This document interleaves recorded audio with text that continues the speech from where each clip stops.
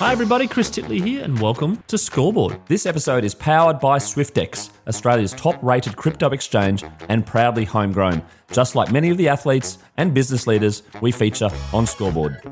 Hi, it's Chris Titley here, and on today's episode of Scoreboard the podcast, I'm joined by Jack Wildermuth, live here in, it's quite a muggy Brisbane day. What are we on now? The 4th of September. How you going, Jack? Thanks, Chris. Yeah, I'm good, thanks, mate. Yeah, it's starting to warm up a little bit up in Brizzy. Mate, it's full season, full swing in cricket as well. There's a bit of a T20 Max thing going on. How's that been for you? Yeah, it's been, I guess, the start of our cricket season up here playing the KFC T20 Max, representing Valleys myself. And it's been going pretty good. It's a great way to get stuck into the cricket season. It's really growing the competition. So yeah, cricket seems to be, it's almost all year round now. Do you get much of a break?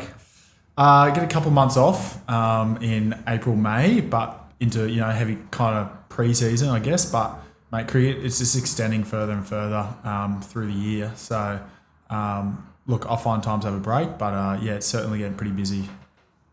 What do you get up to in the break? To be honest, I have my two little girls. Is one thing. I actually spend that time trying to get my body in. I have a bit of a reset, but also try and get it in decent shape, I guess, going into a pre-season. So, yeah, that's how I spend my time a little bit. Mate, it's not your first rodeo when it comes to cricket and this season. How's your relationship with cricket been over the last decade or so? Mate, it's been a bit of a roller coaster, to be honest. Cricket for me is, you're growing up playing the game, you love it, and for me to be where I am now, I never probably would have thought I would have been 11 years into playing as a job, I guess. So I look back and I feel privileged, I guess, I've had the career I've been able to have. There's definitely moments where, you probably don't play at your best or, struggles physically, performance, but you try and ride the highs, and that's probably how I'd shape it. As you were growing up, the emergence of 2020 came about, and then I would just probably describe you as more of a red ball specialist, but then white ball's taken a bit of a ramp up as well. How did you balance that in your career and I suppose your youth cricket? Yeah, certainly. Growing up, obviously there was a lot more red ball, and the T20 kind of come along, and probably white ball one days kind of slide a little bit. It's almost like very similar these days when you T20 one day cricket. For me, I've always loved the long form of the game, and I felt like my game, technically and all that sort of stuff suited to it. But I've had to probably evolve my game, especially over the last couple of years, about how I go about playing red ball as well. And it's actually not that big a difference now between my white ball and my red ball, I would say. So yeah, do you reckon that's a common occurrence, or is it player by player? I would say it's player by player, but maybe it's something I've just built some confidence in my game, and I know for me to impact the game, that's just the way I got to go about it. I think these days the game's changed, and I have to change my game a little bit to go with it. You can't really fall behind. No, that's true. But then also the point, like where the game is going, you're comfortable with it in terms of like some of the moves you have to play now and the shots that you play. Like obviously there's a new training regime, whereas 10 years ago I've never played this shot at a junior cricket, and I've got hundreds before. For sure. No, there's definitely you feel like there's more risks you have to take. But I think these days you're encouraged to take those risks a bit more, perhaps, they don't come off, but you also train for it as well. So that's just, I think over time been having the environment and being allowed to take risks has probably propelled me and given me the confidence to do that. And just having the attitude of, hey, take the game on a bit, Yeah, but then it comes to the red ball side. You're going to have to tone it back a little bit because you're a little bit patient. You've got you can bat time, right, or bowl time, etc. Yeah. And then it's like that's flick off, flick on. Is that difficult? Yeah, it has been in the past, and something I probably struggled a little bit with going in between either. Because you want to score runs, and so at the end of the day, and probably I've realised now is how you score runs. It doesn't really matter. So I probably previously you can get and a lot of cricketers these days probably get a bit more technical, thinking about technique and all sorts of stuff. But I've kind of thrown that out the door a little bit more and just focus on, hey, if I score, a runner ball 40, that could actually impact the game going forward or put pressure off my teammates or whatever it might be, and hopefully I do it consistently enough. It's not going to happen sometimes, and I put my team in positions to win games rather than going the other way and trying to, technically like be all correct, take your time, all sort of stuff. Like someone can just bowl you a good ball, like a Scotty Boland or whoever else, and just knock you over. And it's just like, well, that, why didn't I just try and put some pressure back on him? And that's kind of a bit of a change for me the last few years. Are you still having fun? Have you always had fun playing professional cricket? There's obviously been ups and downs, etc. But coming back to the level of why you play the game. Yeah. Probably not always. I would say I always had fun, I guess. I've found I've probably had some more bad days and good days over the years at times. But the last few years I've really enjoyed playing, and I think that's just maybe a perspective of where I am in my life with my family and my kids, and what cricket, brings to me. Found a bit of a purpose with cricket.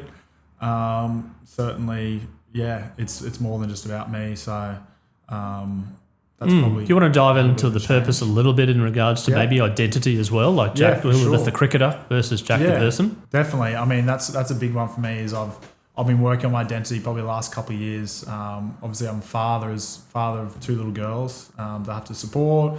I'm doing some work outside of cricket. So for me, it's not all encompassing cricket and me as a person. So I think that's actually been brilliant for my cricket and made it a lot more fun and allows me to go out and play it with some freedom. Right. And the perspective of maybe getting a duck, well, it's only a game of cricket. I can go home to my family. Like this is really important. If this is the worst thing that happens today, that I go out and I, try and play a shot that's a strength of mine or whatever, I still get disappointed. I can walk off the field pretty easy going, this is not the worst thing that's happened to me. You know what I mean? That could happen today, really.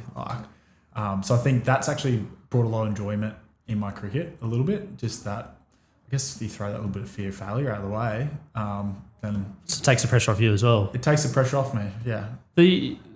Talk a lot about trusting the process, the coaches, the players, etc. You're going through a rut and you might be getting runs or wickets, etc. Like trust the process. Go back. Cass was talking about fun, etc. When it comes to your process and trusting your process, have you got a process in your head? And I suppose from the training point of view that you might be getting some good balls, you might be getting out, etc. But keep going, and that self-belief. Absolutely. I think for me, it's been I still haven't worked it out. I've been, spent a fair bit of time in the game. I'm still figuring it all out. But absolutely, I have a process. I have a process when I play my cricket, but also for me, getting the confidence has come from the work I've done outside, away from cricket, on the field, and that gives me the confidence that if this doesn't come off, I know that it's okay. So that's one of the big things. I worked real hard on my body, getting as fit as I can physically, get my body in good shape. I know I've done the work. So for me, that makes the process, and when it doesn't come off, a lot easier for me to deal with. The fitness, the process around strength, etc. There's a program there, but then there's also things like up here in your mental health. There's also things like sleep and what you eat in your mouth. How rigid are you and how flexible are you on various things like that? Yeah, it's fine. Particularly with as a parent, mate, I can tell you firsthand. A little bit of in the middle of the night that interrupts your little, what's it called, the deep sleep, the REM sleep. I've become pretty good at, and whether this is a good thing, compartmentalizing. I think a little bit too. So I reckon I have when I'm at cricket, and when I'm at home. When I'm at work, I'm at work. So I've learnt to actually probably just be in the headspace of, okay, this is what I've got in front of me. So I wouldn't say I'm that rigid with all the, I want good sleep, I eat good food, I regularly walk, I do all the good things for my mental health, in terms of what you'd be encouraged to do to maintain good mental health, physical activity, good connection with others, I'm close to my family I've ever been, those sort of things. So I think all that kind of encompasses me as a person and allows me to play the cricket that I want to play. And then with your teammates and the bonding that you have, the squads that you're in, the connection with some of your friends there, they're friends off the field? Yeah, absolutely. I got my cricket friends, I got my friends away from cricket. Certainly having, and especially in Queensland, we have such a great group of guys around. And for me, we talk about identity before and purpose, I get such a thrill out of playing with the younger guys coming through, especially my club side Valleys and the Queensland guys. There's some such talent there in Queensland, and the guys are just a lot of fun. And so, if I can help inspire them or bring them through, I just get I didn't think it'd be like that, but I get a real kick out of that. Yeah, one of the values that I live by and also have heard others is prosperity. You want to see other people succeed because that's a good feeling. You want to see a teacher, help or coach someone to do something, etc. And speaking of squad members, we recently had Hayden Kerr on the podcast. Mate, have you got to know Hayden recently in a little squad thing? Yeah, he's joined into Queensland. Obviously, come from the enemy, New South Wales. So that's what I said too. But now he's at the Gold Coast too. Yeah, the Gold Coast club. So no, he's come into the group, seamlessly it seems. So I would say we've got a pretty inviting group. So he's a good cricketer and good to have him around the boys. Mate, when it comes to your strengths, physically and also your cricket, you're a batter and a bowler and you're all rounder, and I don't know how you describe yourself in terms of that, where it's a batting all rounder, bowling all rounder, or because it seems to be chops and changes. Yeah. But in terms of doing both, you've got specialists on both sides. You're in the middle there somewhere. Yeah. And you're probably a little alone. Like there's not too many all-rounders floating around in Queensland and whatnot. There's probably 2 per team, right? Yeah. What are you doing in terms of, I suppose, focusing and honing in on your superpowers? Yeah, it's a tough one. It's something I've been trying to balance for a long time in my whole career, and it ebbs and flows a little bit. So I've had to be a bit flexible and with what teams I'm in and learn to kind of, not pigeonhole myself a little bit. So with Queensland, we've had, we've got some great cricketers that, with Michael Nessa, another all-rounder, Jimmy, obviously wicketkeeper batter, Xavier Bartlett, those sort of boys. So it's got to the point where, you just kind of do what you got to do to win games of cricket, because at the end of the day, performance comes to winning games. So for me, that's probably been more the focus rather than going, I'm more of a batter, more of a bowler. But I work a lot harder probably in my batting. I found that has needed a lot of more work into mentally and just put the volume in there, while bowling's probably been a bit more natural to me since I was young. The work when it comes to batting, is it just time and volume, or is there a particular coach or skill that you're going, right, I just need to feel good to get this right, get the infrastructure right to be actually in a position to hit the ball? These days it's more mentally, I think. I know I've done a lot of volume in the past, and for now it's not training too much in the nets. It's me, if I'm training, I'd love to get centre wickets out in the open, and then playing like grade cricket and T20 max and just playing consistent cricket has been for me more of a great I wouldn't consider training, but like a great way for me to learn and get better. While in the past I've probably spent too much time in the nets, too much time, rather than just sometimes being as fresh as I can, going out there and learning how to play the game when I go out there. Because every time you play cricket, the wicket's completely different, the conditions are completely different every single time you play. So I've kind of just learnt to try and be mentally, it's all been a lot of mental, having my plans, my process, and then go out and just learn on the job, I guess, sometimes. Yeah, and the kids love games too. My son plays cricket, and all of a sudden they're training in the nets. Great, and they go, we finished off with a game. It's so good. The game. Like a little run chase or something like that. It's a bit of excitement, I suppose. But when it comes to world-class bowlers that you're facing and world-class batters that you're batting, do you think about that at all? Or you completely switch off? And I'm keen to understand your mindset when you're playing against someone really, really good, and you probably know that they're hitting you around for a bit, and you're like, this is game on. I'm equally as good as them. Yeah, it can be tough. Certainly, coming in facing a lot of these guys, or on the receiving end when they're batting. I think for me, I've put myself in the mindset a little bit of trying to, if I can, transfer pressure back onto them. That's my probably strength, to go towards that way rather than the other way, and try and just put some pressure back on them. And that's when I've probably succeeded. So I've learnt over time that that's probably a strength of mine, is to try and put some pressure back on these guys. When you're facing Pat Cummins or Scott Boland, it doesn't bother you who you're facing? Well, in your head? It gets the adrenaline going, which is good, I think, in the game. So, I want to be facing these guys. That's the thing. If I'm facing these guys, I'm playing at a good level. So, I'm not going to try and step away from that, I guess. So, yeah. But hey, you got to respect the fact that these guys are pretty good cricketers. But, yeah. And then comes a pressure situation. Let's talk about that Shield final last year. Under pressure. And then what are you thinking when you're in a pressure moment? Do you love the pressure moments, or you get a little bit nervous? I used to, I think, but these days, I don't know what. Maybe it's just perspective. I think for me, my life and my age these days, that I really enjoy being in that pressure environment. I get a real kick out of it, and it's looking at the more pressure is, the rewards usually a lot bigger.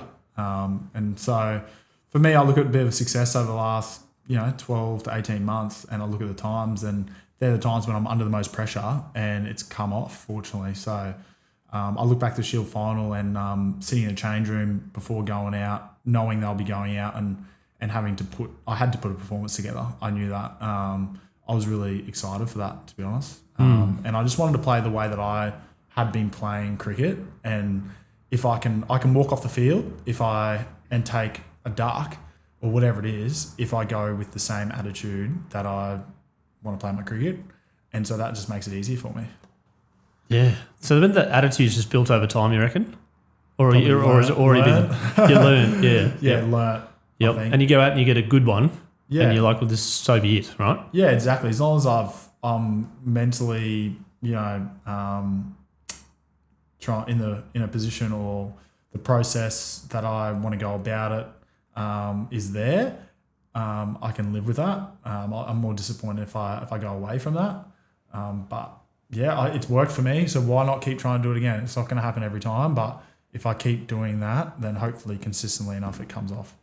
And unfortunately, the last Shield, the 10th round of Shield in the final, it did, and it had probably taken most of the year to kind of get to that point. But I'd trusted that was the best way to go about playing my game. When it comes to the individual aspect, and obviously you talk about your process and individual success, and then the bittersweet moment, maybe you've done your best, you've got 100 and the team doesn't get over the line, there must be a mixture of emotions from a team point of view and an individual point of view where people have given their best but it just didn't go your way. Yeah, for sure. I mean, I'll be on the end of, when you win games and you don't perform, and then you perform and you don't win games. Certainly, I think back to that moment in the Shield final where, we had our opportunities to probably win that game, and really backs against the wall, and come out and be in a position to win the game on the last day.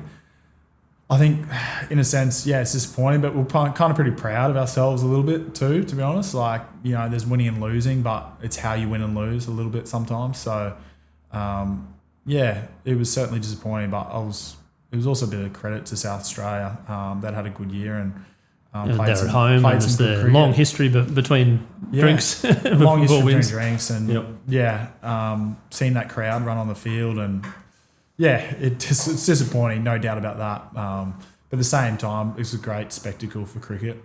Mate, when it comes to perspective, you talked about that a lot now with your time in your career. Yeah. Like, in terms of where you're at, are you a goal setter? Have you been a goal setter in terms of individual milestones or giving it your best shot? I mean, as you said, you can do the process, trust the process. You get out for a duck and it ruins the average, and people go, "Oh, he's not going very well." But you go, "I'm trusting myself." Yeah. But is there goals there? I try not to put too many goals in place, because then it can limit yourself a little bit, or it's things are out of my control. So if you get selected for a certain team or you get injured, like, certainly I don't want to put a limit. That's the thing. Like, for me, it's like, you go in, I want to score 200s this year. What happens when you score 200? It's like you're already there. I want to score 3, like, you know what I mean? So for me, it's not really putting a limit on, particular goals. Maybe I'd say just like more of an encompassing goal. Like, for me, win that Shield final, score 100. Like, I'm trying to, my two little girls, like, I want to inspire them. So for me is just putting 100% in my cricket and showing that I can pursue a dream a little bit. And that's a massive one for me, I think. Rather than individual, like, I want to do this and that. I'd love to play 100 games for Queensland. That would be pretty cool. I think that's certainly something. If there's one thing, that would be pretty cool. And there's some things out of your control with that, with injuries, etc. That random things, you fall down some stairs or something and twist your ankle, etc. So that's but in actually performance, that's probably a bit easier to get than scoring 100, right? Yeah, it's just like, that's something that I'd be pretty proud of. and it's a hard goal to achieve. So that's something that's kind of crept up to go, hey, that would be pretty sweet. Yeah.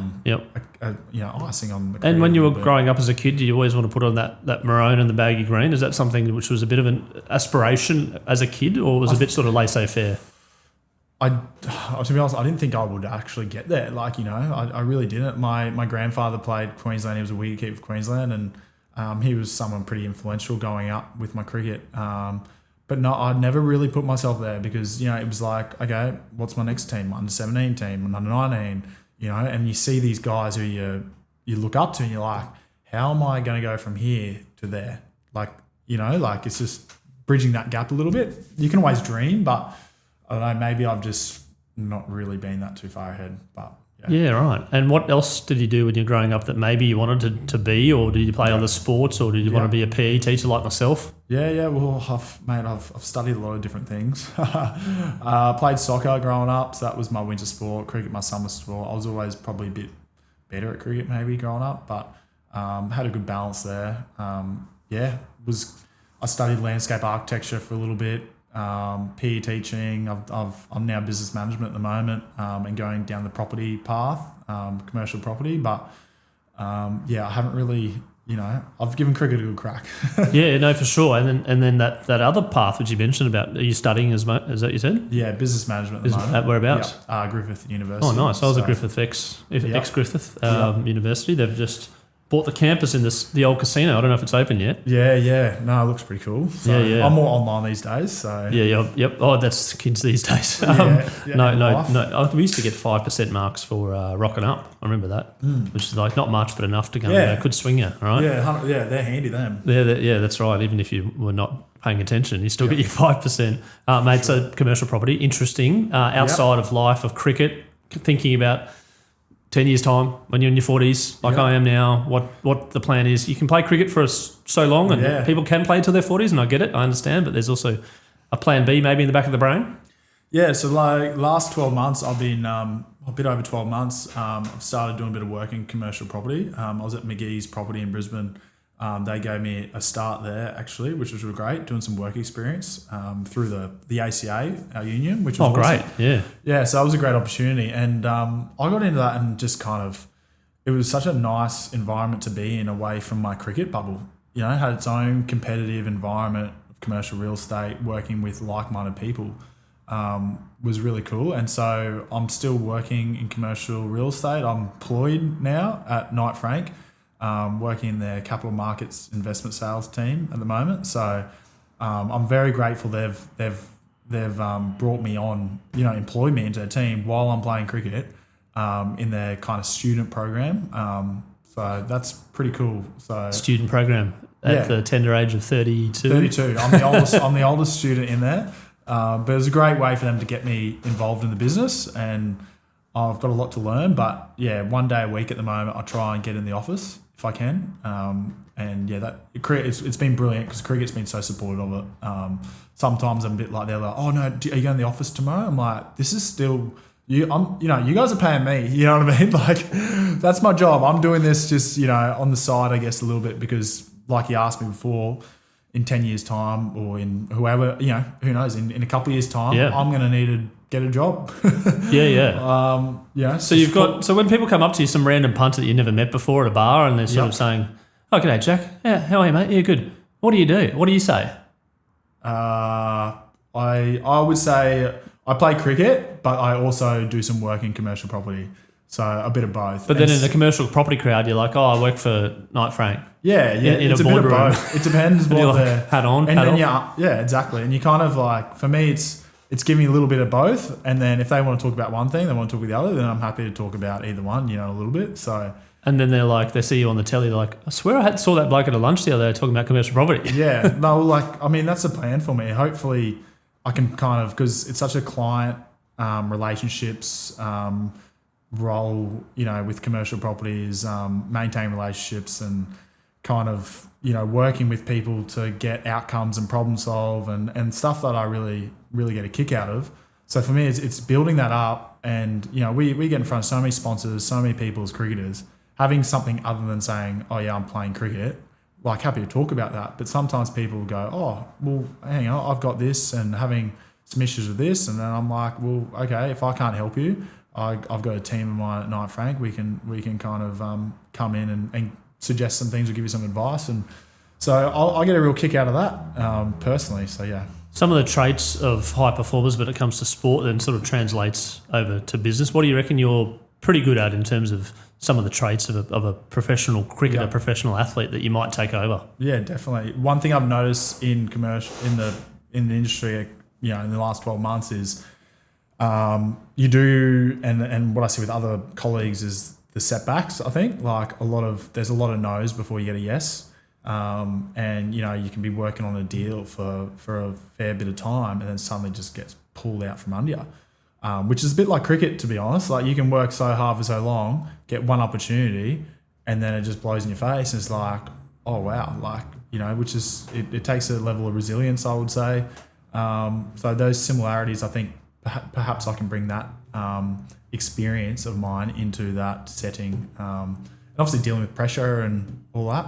I think is a valuable skills that I can transfer. Resilience is an interesting one because it sort of veers over sometimes to competitive as well. Like, if you're a really competitive person, you're never going to give up to try and win, and therefore you can probably say that it is resilience to somewhat in terms of getting bashed there. No, I've got to keep winning. Got to keep going. Yeah. Are you competitive? Are you ultra competitive? Yeah, I would say I'm competitive, definitely. What's driving that, and where did that come from? Oh, gee, good question.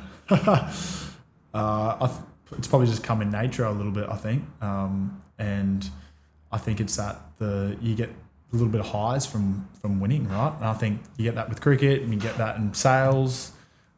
Those little highs are kind of the little dopamine hit keeps you coming back, right? Hits, yeah, definitely. Yeah. They're the things that I perhaps I seek. And then when it comes to the ledger of wins and losses of cricket games in your life, where do you reckon you're at? Wins and losses in life. In cricket. In cricket?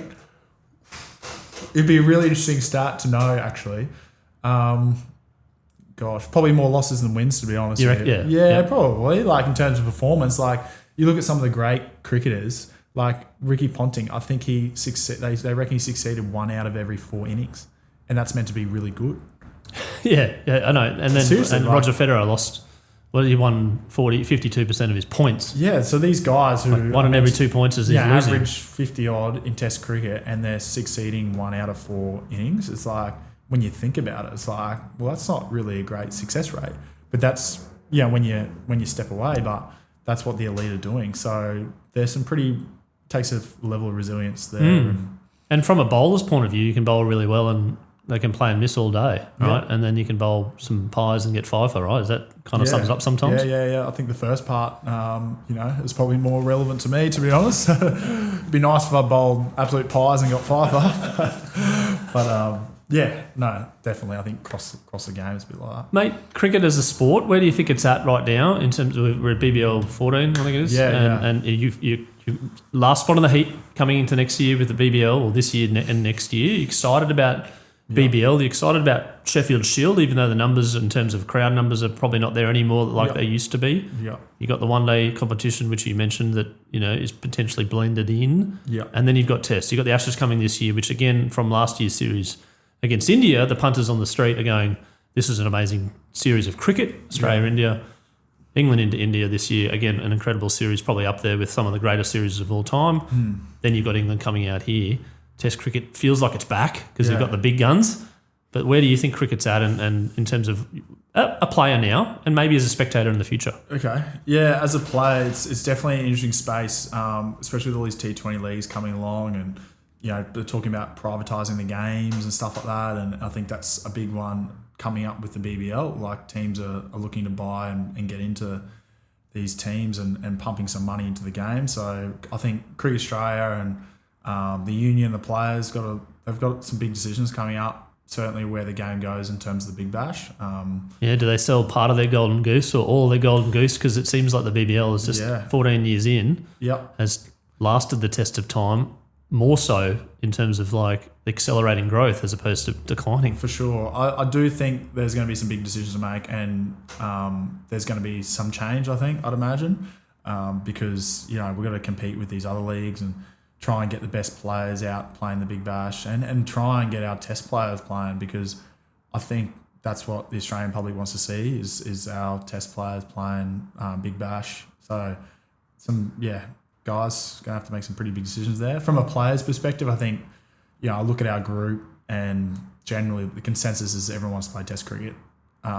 There's the lucrative deals around and going on for guys, but I think even the younger guys, they all want to play test cricket, which is pretty cool and pretty good. And I thought it would have been the opposite, broadly speaking. Generally, going, if I can play West Indies, I can play the 100, I can play here, and I can play there, maybe in America as well. Yep, I'm a full-time T20 cricketer, and that's my life. Yeah, I mean that could change, but at the moment it seems like everyone's pretty keen on playing that the test cricket and get that value green, which is pretty cool, and that means Sheffield Shield's important as well. So.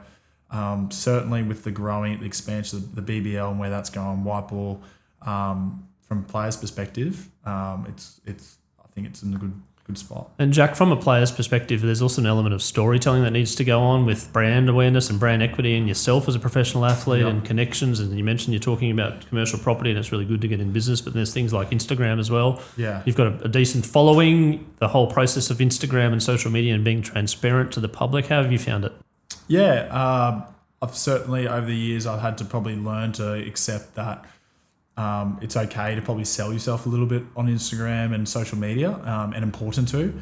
Certainly the last 12 months to 18 months with my work, I've kind of understood that hey, it's part of business a little bit. So and as a cricketer, you're also selling yourself, whether it's on and off the field. So there's a slight introvert in you, I reckon. Yeah. Are you more of an introvert than extrovert? Maybe it chops and changes. I don't know. Yeah, it chops and changes with performance. I think I like being around people, but I also like having my own space and getting away. They say introverts need the time to fill your bucket up a little bit. So the petrol. So I can be a bit like that, where I like being in front of people, around people, but then I enjoy having my own space or being with your family family and then and close people to me to fill that bucket up. But then sort of getting in front of the camera and doing things potentially for Instagram, the highs and the lows, you're pretty sort of okay with that all? Yeah, just go with it, make it a bit of fun.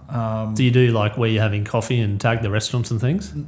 I do sometimes with dinner, maybe, and bits and pieces. A shout out to some of the restaurants that you like in Brisbane. They're probably not giving me a discount, do I? Well, you can always try on Scoreboard. I think I need a few more followers, I reckon. But I asked my guests around a long lunch with friends or a long run with friends. What are you going to take? Who am I going to take? As a choice, you're going to go for a long run with mates and have a good old chin wag, or you want to go for a long lunch with mates? One or the other. Long lunch, I reckon, because that doesn't happen that often. And where would your long lunch in Brisbane go on? Oh, jeez. Well, we're going Xavier Bartlett, Tom Whitney. Tom Whitney came on Scoreboard early days. He's a good young kid, Tom. A few of those boys. Matt Kuhneman, probably. Get him in if he's in town. Really? Yeah, get him in. He's a good time. So I'm going with those sort of crew, I reckon. We're going down to James Street somewhere or something. Somewhere fancy on James Street. Somewhere fancy and Mosconi's a good shout on Arthur Street. I love Moscone. Very great place. Mate, it's great. To go. Indoors or outdoors, doesn't matter. Yeah, it's a bit too classy for those boys, maybe. They're probably more the Carlisle or something like that, Or the Queen's Arms. The Queen's Arms, yeah. No, that's probably a few, maybe a couple of beers beforehand, but we don't get to do it that often these days. I was going to say, because with socials as well, you don't want to be you can be out and about and being social, etc. But there's always maybe someone stops you and says, "Oh, that's a cricket boys over there. Take a photo and stuff." Is that kind of? Oh, yeah, it does happen a little bit, but everyone's in good spirits. So, it's okay. Everyone's in good spirits usually. Yeah. And mate, we did touch on the future, and we talked about things like property and shares, I'm going to talk about the investments and things like that. How are you seeing that as a future for you in terms of your family and the job, etc., and what what the boys talk about when there's a little bit of time in the sheds and you're batting number 7 or number 8, and you mightn't be in for a day. Yeah, for what sure. do you and also a rain break? What do you guys talk about? It depends who you're talking to, but I think we're talking about investing and all that sort of stuff. I've been fortunate to have Chris Smith. He's a financial wealth manager from Vices. I met him early days in my career, and he's really helped me in that space and tried to help set me up for post cricket. Obviously, give me some great advice along the way, but trying to set me up in and get me involved in the share market. He probably introduced me into that and the benefits of that, and talking about risk profiling and all that sort of stuff. So it's been great for me to have someone to bounce, who's an expert in this field to support me in that space. And so over time, I've learnt that it's actually a really great space to make some money. We're fortunate as cricketers that we can earn some pretty good money, and I've probably been involved in the share market for 8-9 years, maybe bits and pieces. So for me, it's kind of been a lot of long-term investing, stuff like that. But I think naturally the cricketers and generally the public like talking about property, and everyone wants to own a property and see that as a tangible asset to have. So the talk between the boys is try and get into the property market. It's getting harder and harder in Brisbane. I think harder and harder everywhere, by the way, everywhere. Not just in Brisbane and it's every crazy. capital city in Australia. Crazy. So we probably talk about property a little bit more so than shares and different things like that. But you had a share that you followed for 8 or 9 years that you've always been a fan of. Mate, to be honest, I was fortunate. I had a pretty good run in COVID. I think it was like Astrocrat Leisure. Like I jumped in when it dipped with COVID and stuff like that. And there were some wild swings on COVID. Some wild swings. I made March 2020. I was behind the computer as a stockbroker. Were you? Mate. That was my previous life for 20 years. All right, that's tough, yeah. And it reminded me. I mean, I'm a few grey hairs. I was in the GFC in 08-09 as well, behind the desk. There's some wild swings there, obviously, and you're like, is this banking system going to collapse? Yeah. And then COVID was completely different. But just, again, the velocity of the falls and waking up and seeing Woodside down 30% and the oil price at zero, and then you're going, hold on a second, what's this thing? Like, how do you deal with this thing? And then the markets are reacting as well, and you're going, you just need to be calm and composed. It's very difficult to do. But obviously, a lot of investment opportunities. I guess, on the back of it, if you're in a position to be able to do it. If you're in a position to be able to do it, but it's left, like out of nowhere. You're going, whoa, what is this? And the understanding of this pandemic was, a time and place which our kids, or maybe not your kids, maybe 2020, just the first one. Yeah, around probably talking just as they were born. Yep. But my middle one was at prep that year. That's his first year at school, where he has to come home and homeschool with mum and dad, and we were like, we don't know anything about teaching. No.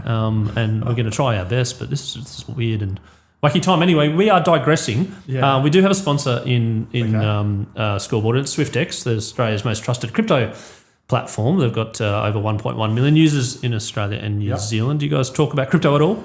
There is a bit of talk of it, bits and pieces. There's a couple of guys that we do. A couple of guys got lucky. Long-term investing. Everyone tells you they're good stories. So between that and punting, do you know what I mean? You always get the good stories. So yes, not the losses, losses indeed. But as part of our sponsorship with Swyftx, we do a little segment, and it's called the Bucket List. Yeah. Because their new TVC and new ad campaign is called "Where Can Crypto Take You?" And the Bucket List is a sporting event that you haven't attended live in person that you would love to attend. Jack Wildermuth, your bucket list sporting event. The Football World Cup would be a bucket list. Oh, that's a cracker. I think that's our first, to be honest. Yeah. We must be up to one yet, shortly. I think. Next year. I think next year. One. Yeah. So the last one was around COVID. So and Australia made the. I think they made qualified. They made the 8 last time as well. I think it was one of our best performances. What a cracking event that is, and just the whole world's watching it at the same time. And I think so. Yeah. There's always Germany, there's always Netherlands, always Brazil in and around, and France. Yep. No, it's just so big. I think that's the size of it, and that would be pretty cool event to attend.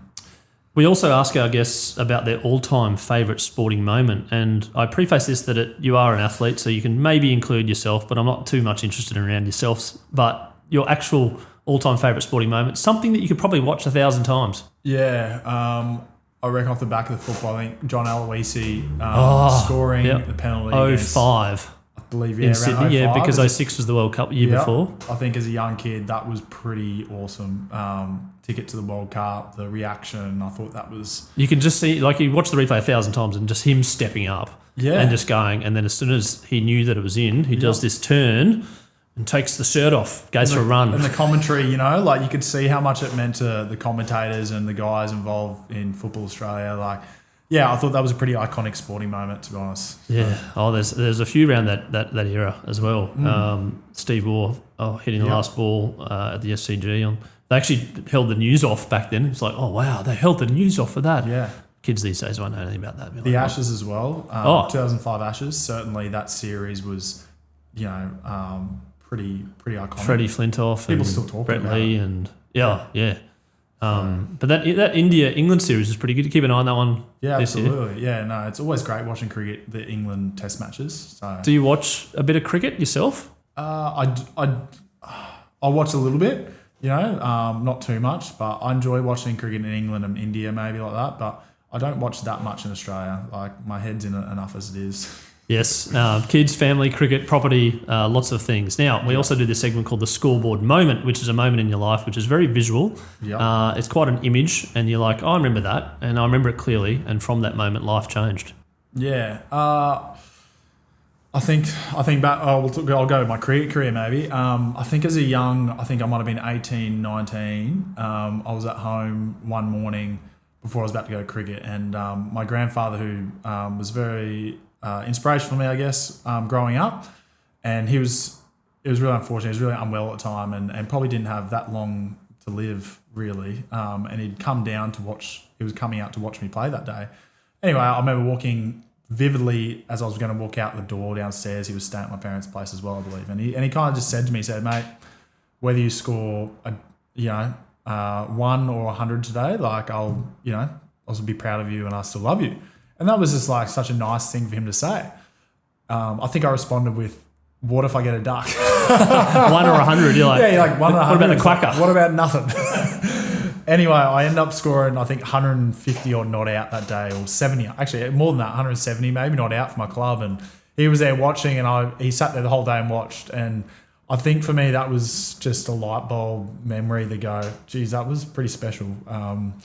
So that's something, a memory I hold pretty close to me. And I remember just walking off the end of the day, gave him a hug. And I don't think he had too much to say. I was thinking he was in tears, but that was pretty cool. That is very special, as opposed to a moment in my life when my parents drove me to the Sunshine Coast in Lord's Taverners, opened the batting, got a golden duck, lost the game in about 2 hours, and drove back to Brisbane. So when you take the bus, that was a good 1 hour 40 times 2. It was like a 200-minute drive for one ball.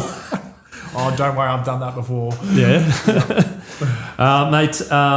Last question. Some advice for cricketers out there that are young now, that are aspiring to become a professional athlete. They're aspiring to look up to maybe play in the BBL or Test cricket, whatever it might be, and maybe even not even cricket, maybe a professional athlete as a living. Yeah. Some advice. Sky's the limit, I think, a little bit. You know, don't cap yourself, I reckon. And I'm saying that based off maybe me in the past when I've been younger a little bit, you know, dream big. You know, there's so much opportunity these days in sport. And as a cricketer, that, I don't think, just don't hold yourself back, I guess. Keep having fun as well. Have fun, Sky, whatever happens, but And you've given it your best shot, right? You give your best shot, but don't limit yourself on what you can do. I think that's a big thing. That's some great advice, and all the advice that I've got in this podcast is not generally about trophies. It's about winning. They come at some point in time if you continue with the process, but they're cool rewards. Dreaming big and giving it a shot, trusting your process, trusting you. Jack Wildermuth, thank you so much for being on Scoreboard, the podcast today. I really do appreciate you having a chat, coming in person. All the best for the upcoming season with Queensland and the Brisbane Heat in 25, 26, a big year ahead. Look forward to following the progress and supporting where I can. Thanks, Chris. Appreciate it. Thanks for having me.